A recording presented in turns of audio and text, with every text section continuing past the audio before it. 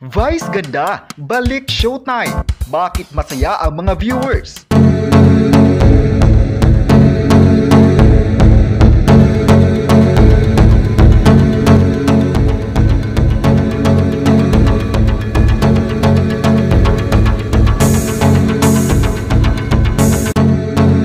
August 18, 2023, patuloy pa rin ang pagpapasaya ng Ankabogabo star Vice Ganda sa ABS-CBN's Noon Time program na It's Showtime. Mula sa mga bagay, balik programa at na-miss na siya ng mga solid showtimer. Si Vice Ganda ay suki na sa tanghalian at ayon pa ng netizens, hindi kumpleto ang pananghalian kung wala ang kamibuhan ni Vice Ganda. Mula na nawala ang prangkisa, hindi iniwan ni Vice Ganda ang programa at pumirma pa ng bagong kontrata sa ABS-CBN. Nananatiling kapamilya at patuloy na magpapasaya sa mga kapuso at kapamilya. Excited talaga si Vice Ganda sa kanyang pagbabalik It's Showtime. Ayon pa ng netizens, isa si Vice Ganda sa mga host na dapat aalagaan ng ABS-CBN dahil mula simula at hanggang ngayon, nananatiling matatag pa rin ang It's Showtime.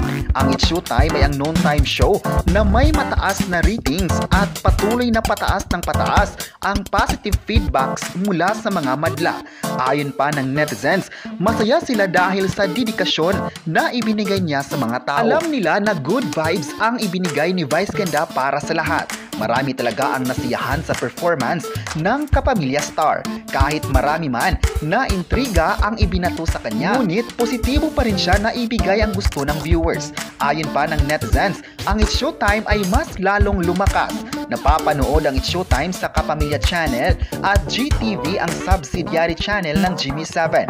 Masaya ang ABS-CBN dahil sa oportunidad na makapagpalabas pa ng programa sa tulong ng GTV. Dahil din sa GTV, mas sumaya ang lahat dahil may mga lugar na makakapanood na ng It's Showtime. Maalalang nagpapasalamat ang host ng It's Showtime, lalo na si Vice Ganda. Ayon pa ni Vice, malaki ang tulong ng GTV sa pagpapalabas ng programa sa maraming Pilipino. Kilala ang GTV sa channel na nagpapalabas ng kapuso programs. Ayon pa ni Vice Ganda, sana marami pang mga kapamilya at kapuso ang masisiyahan dahil good vibes ang dala nila sa Noon Time show. Ang pagbabalik niya sa programa ay ikinasaya talaga ng mga madlang people. Ayon pa ni Vice, ang madlang people ay puso ng It's Showtime. Mahal niya ang madlang people. Marami din ang bumilib sa pahayag ni Vice Ganda. Palakas ng palakas talaga ang It's Showtime. Naitapat ng It's Showtime ngayon ang Eat Bulaga at EAT na napapanood sa TV5. Abang-abang na lang mga kapamilya at kapuso. Kayo, ano ang masabi nyo na balik kasiyahan na si Vice Ganda sa It's Showtime? I-comment na kung nagalingan din ba kayo sa kanya at huwag kalimutang i-subscribe ang ating YouTube channel.